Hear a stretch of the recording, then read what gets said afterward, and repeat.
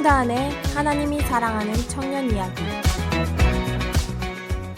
새벽 예배에 대해 각자가 떠올리는 생각이나 마음은 모두 다르겠지만 오늘은 제게 있어서 새벽 예배는 어떤 예배인지 이야기를 나누려고 합니다. 저는 모태신앙도 아니고 가족들이 교회를 다니진 않았지만 8살 때부터 지역 교회에서 열리는 여름 성경학교에 처음 참석하고 그 이후부터 친구 따라 교회를 처음 가기 시작했습니다.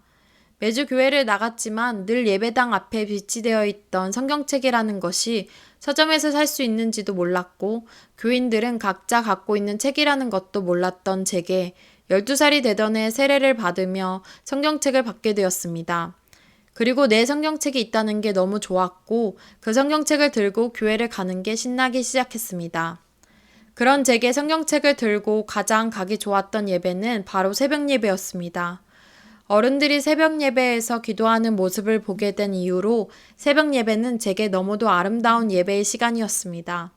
그때 당시에 무슨 이유인진 기억이 잘 안 나지만 악기나 마이크조차 제대로 갖춰놓지 않고 각자 방석을 하나씩 챙겨와 바닥에 앉아 말씀을 듣고 어두운 조명 속에서 기도하는 그 시간이 어린 저에게는 설명하기엔 어려운 아름다운 시간은 분명했습니다.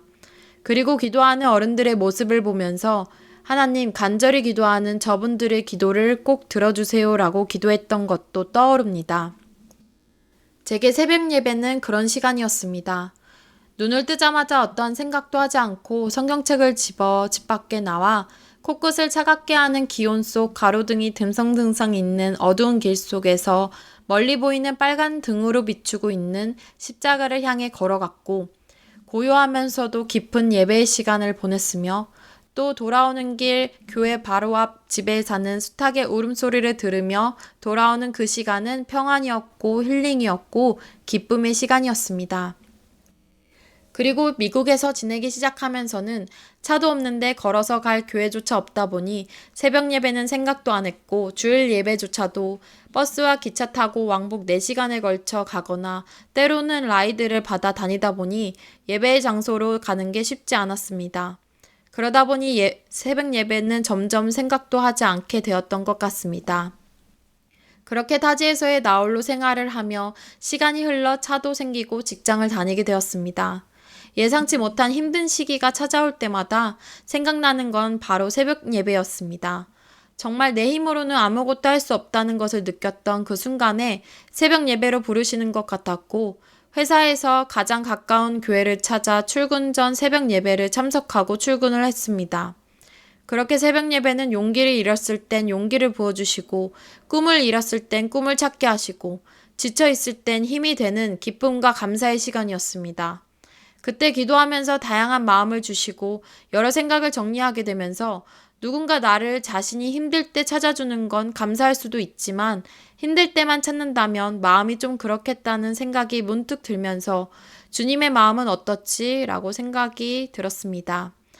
내가 힘들 때만 찾더라도 주님은 나를 너무 사랑하시겠지만 나도 주님을 너무도 사랑하니까 내가 힘들 때만이 아니라 내게 기쁠 때도 주님을 찾고 싶다는 마음이 생기면서 내가 힘들 때만 가는 새벽 예배가 아닌 내가 기쁠 때도 가는 새벽 예배가 되어야겠다는 생각이 들었습니다. 그렇게 새벽 예배는 다시 제게 가장 설레고 기대하는 예배 시간이 되었습니다. 그러다가 2023년 1월 갑자기 시카고를 향해 기도하라는 마음을 부어주셨고 섬기는 교회는 미국 교회 건물을 빌리고 있다 보니 새벽 예배가 열리지 못했었기에 혼자서 매일 다른 교회들을 방문해 새벽 예배에 찾아가 기도의 시간을 가졌습니다. 매번 다르게 가게 되는 그 교회들의 표어와 비전을 읽고 그 교회들을 위해 그리고 시카고를 위해 기도하는 시간을 가졌었습니다. 그렇게 여러 교회들을 방문하던 때에 문득 새벽 예배 자리에 나와 기도하는 젊은이들을 보는 게 거의 드물다는 것을 느끼게 되었고 시카고 지역에 있는 많은 청년들이 예배의 자리로 나와 함께 예배하는 꿈을 그리게 되었습니다. 그리고 추가된 기도 제목을 갖고 계속 기도했습니다. 2023년 1월은 정말 추웠습니다. 그래서 체감온도 섭씨 영하 40도였던 어느 한 날은 교회에서 자체적으로 새벽 예배를 취소했고, 저는 그 교회의 교인이 아니었기에 취소된 줄 모르고 찾아갔던 그 교회의 닫힌 문을 두드리다가 차 속에서 예배를 하거나 다른 교회를 급히 찾아갔던 기억들도 납니다. 그때는 왜 그렇게 열정을 부어주셨는지 모르겠지만 그 이유를 묻지도 않고 계속 기도의 자리로 나아갔던 것 같습니다. 그런데 그 이유를 조금은 알려주시듯이 그해 9월에 시카고 지역 청년들이 모이게 되었고 연합의 모양을 이루게 되었습니다.